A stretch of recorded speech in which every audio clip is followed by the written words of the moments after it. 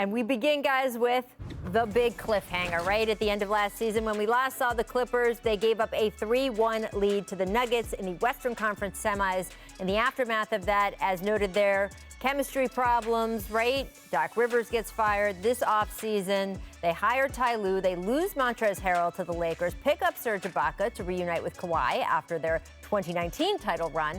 Paul George also signed that big extension. So, do the Clippers feel like their chemistry issues are behind them?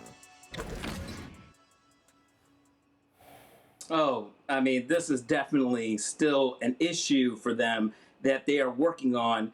Like, the Clippers should send bouquets to the Houston Rockets and Kyrie Irving for basically taking away from them as far as being the biggest drama in the NBA. Those two guys are making the Clippers look functional, okay? I kind of liken this, Rachel, to, like, I'm one of the few lucky people that just got a PlayStation 5, which is, like, impossible to get, okay, Rachel? And the thing is, like, once you get it into your cart and you've purchased it, that's only half the battle, because now you got to wait for it to actually come and get to you. And you hear all these horror stories of it being delivered in the actual PlayStation box and people jacking them, okay? And I'm getting to my point here is that for the Clippers and their chemistry, yes, they made some changes with Doc Rivers and Ty Lue.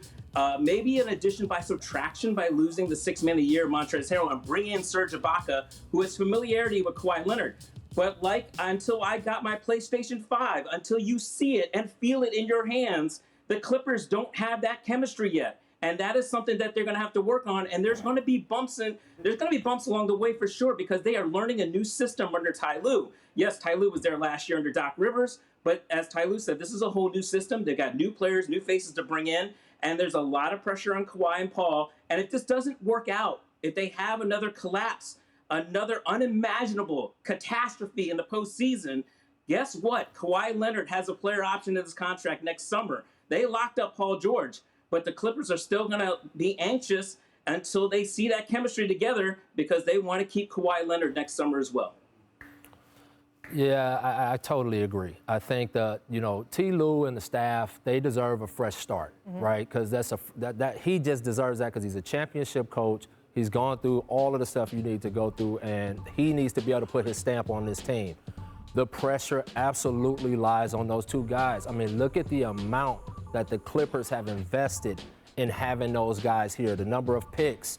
I still always come back to that kid, Gilchrist Alexander. Yep. I love him, right? Danilo Gallinari was a part of that deal, and they just paid him a 4-year monster contract. So I just think that with that investment, those two guys have to take this team to another level. And I think what will be a big difference for them this year is, can Reggie Jackson play at a high level as a point guard and really fill that position that they need, because that's the one place I think everyone has said the Clippers have needed to improve. So we'll see what Reggie can do in that position, and can he make other people better around him. Yeah, that true floor general type role. I will just say to everyone, do not underestimate Serge Ibaka. He is such a breath of fresh air everywhere he goes.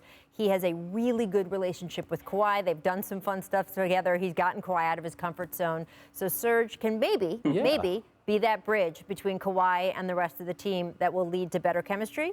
We will see. Champion. Absolutely. Defender, can shoot. Absolutely, but not just on the court, but off the court. He is a guy you want in your locker room. All right, here is what Clippers fans will need to binge watch in the first half of the season. The Clippers facing the Lakers on TNT's opening night, and they face the Nuggets on Christmas night. They also face the Warriors twice in early January, and they will see the Bucks on February 28th on ABC. So, which game would you say is bigger for the Clippers, opening night against the Lakers or Christmas night against the Nuggets?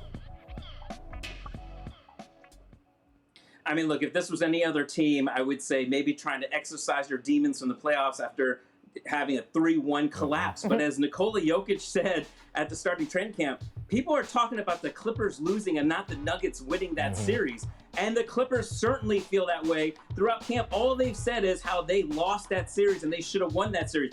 This is about the Lakers between these two games, because one, you get to measure yourselves up against the defending champions. Granted, we might not see a lot of LeBron and AD on opening night, but the Clippers are going to be in that arena watching them get their rings potentially. And also, Montrezl Harrell, the other wrinkle that's in there, is on the other side now. And in the first game, Patrick Beverley and Montrezl Harrell are already talking smack to each other. They're going to take that up 100 levels on opening night. So it's definitely the Lakers over the Nuggets. Totally, 100% agree with you, Ohm. It's just when you LA and you're playing in the same building. And spoken like an LA native. I just understand what it is, right? Think it's the Nuggets game. You don't think that no they have way. To do... They got to watch the Lakers get their rings and hang up another banner in the Staples Center. I remember in Miami when we had to sit in the locker room and watch Dallas do it. Oh, yeah.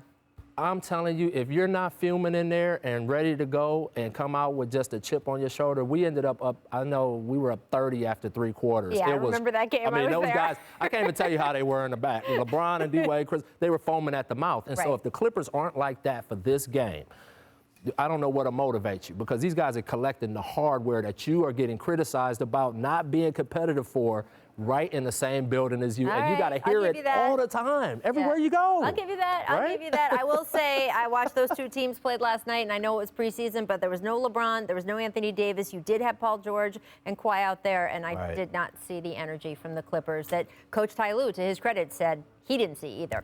Finally, it's spoiler alert time. Caesars William Hill giving the Clippers the second best odds of winning the Western Conference behind the Lakers, but in front of some really good teams. Fizz, what's your bold prediction for the Clippers this regular season? Where do you think they'll end up? I still think they're going to be sitting in the 3rd seed because I don't know what's the difference between this year and last year when it comes to load management.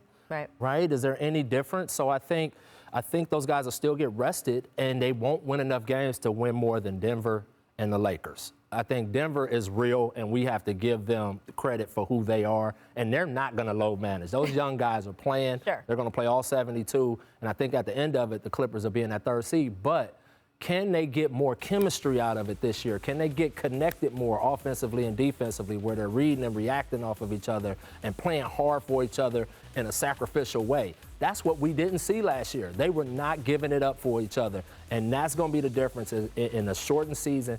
Can they manage those minutes to, and keep them healthy, but can they build chemistry and show a real connection between the locker room guys?